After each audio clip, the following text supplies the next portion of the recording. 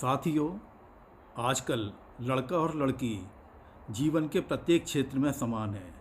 आजकल लड़कियां समाज के प्रत्येक क्षेत्र में, जैसे कि राजनीति, विज्ञान, विज्ञापन, डॉक्टर, इंजीनियर, पायलट, डिफेंस, जीवन के प्रत्येक क्षेत्र में उनका बहुत बड़ा योगदान है लड़कियों का।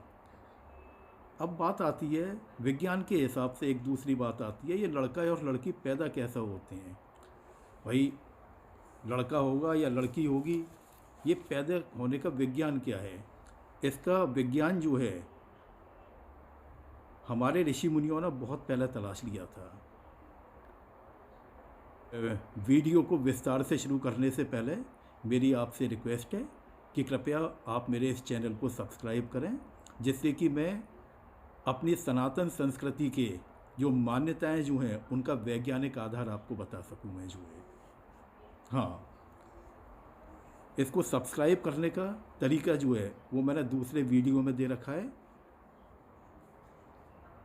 हमारे पुराने ऋषि मुनि यानी पुराने टाइम के वैज्ञानिक साइंटिस्ट जो हैं, यानी जो धोती कुर्ता पहनने वाले लोग थे, बिना टाई के घूमने वाले लोग थे, और अंग्रेजी में नहीं बल्कि अपनी संस्कृत भाषा में जो रिसर्च करने वाले लोग थे, उन्होंने ये विज्ञान बहुत पहले निकाल दिया था उन्होंने। अब जैसे एक बात आती है, आजकल विज्ञान ने इस कंसेप्ट को जो है, बच्चे के कंसेप्ट को, कि बच्चा लड़का होगा कि लड़की होगी, ये डीएनए और आरएनए के माध्यम से निकाला हुआ है। हमारे ऋषि मुनियों ने उसको आरएनए डीएनए नहीं कहा था, बल्कि उन्होंने गोत्र कहा था। इस वाली चीज़ को गोत्र के माध्यम से उन्होंने बतलाया था कि लड़का या लड़की क्या है।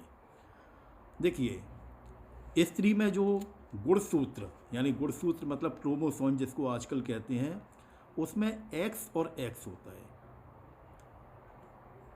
और जबकि पुरुष में ये होता है एक्स और वाई होता है।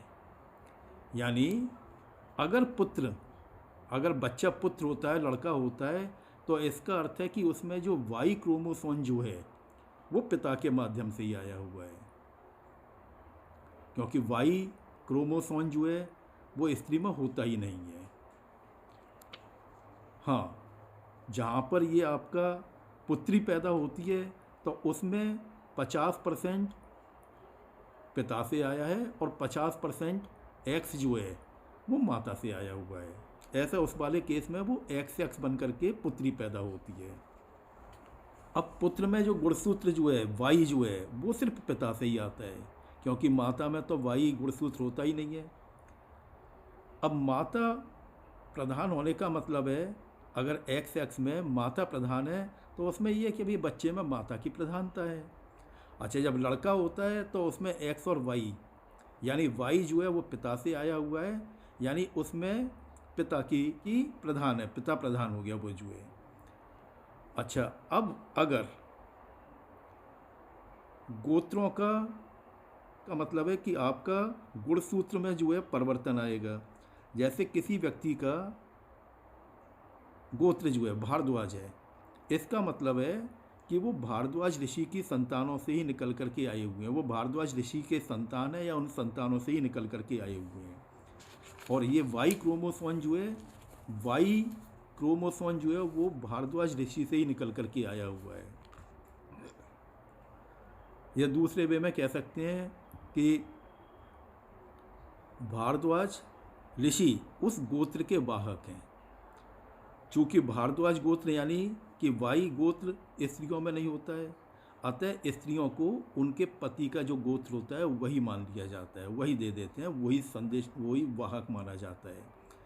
एक ही गोत्र में शादी इसलिए नहीं करते हैं कि लड़का लड़की सेम गोत्र में शादी करेंगे तो वो एक तरह से भाई बहन माने जाएंगे।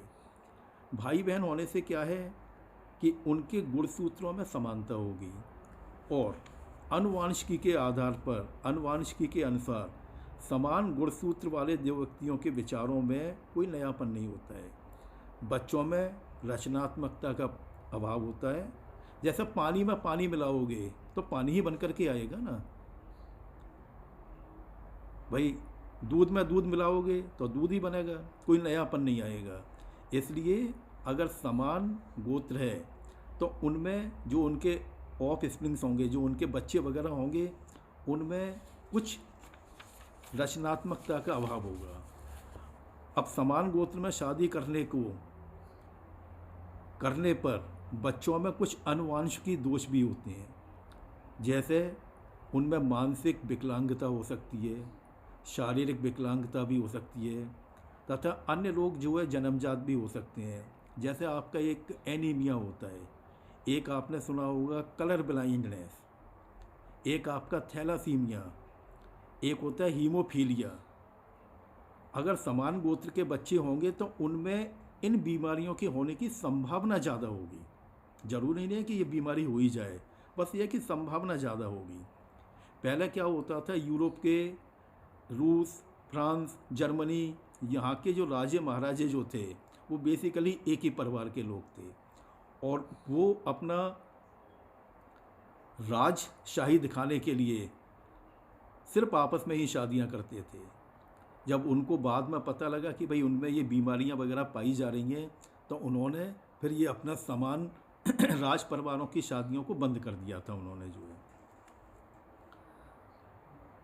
अब अगर पुत्री पैदा होती है तो उसमें एक एक्स जो है माँ से आया है और एक एक्स जो है पिता से आया हुआ है, यानी उसमें पिता का 50% अंश है उसमें जो है। पुत्री के पुत्री हो जाए तो उसमें जो एक्स कंपोनेंट जो है वो 25% रह जाएगा। ऐसे अगर आप पुत्री के पुत्री हो जाए तो उसमें वो जो है आपका 12.5% हो जाएगा। ऐसा करते करते अगर आप 7वीं पीढ़ी तक आएंगे तब आपका उसमें जो पिता का अंश जो है वो 1% रह जाएगा, जो कि नगण्य माना जाता है ना। तो ये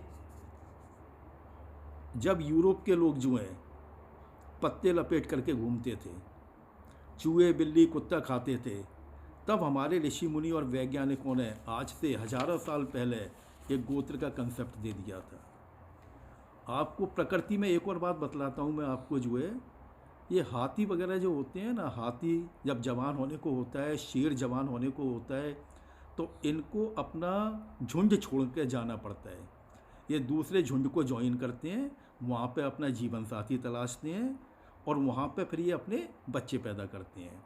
यानी ये जानवरों में भी ये प्राकृतिक रूप से गोत्र का कंसेप्ट पाया जाता है। हाथी, शेर जब जवान होते हैं तो इनको अपने ग्रुप से निकाल दिया जाता है या निकल जाते हैं, जैसे भी ये। अब देखिए ये हमारा ये गोत्र का कंसेप्ट जो है बाकायदा शास्त्रार्थ के आधार पर है। ये वाला जो है हमारे यहाँ पर सनातन संस्कृति में शास्त्रार्थ की परंपरा रही है। शास्त्रार्थ को आजकल जो है कहते हैं ग्रुप डिस्कशन कह लेते हैं, या उनको कॉन्फ्रेंस कह लेते हैं, जहाँ पर कि सब कोई अपने अपने विचार देता है और उसमें जो उचित पाया जाता है, जो सही पाया जाता है, वो वेल एक्सेप्टेड हो जाता है। तो आज के लिए इतना काफ़ी है। धन्यवाद।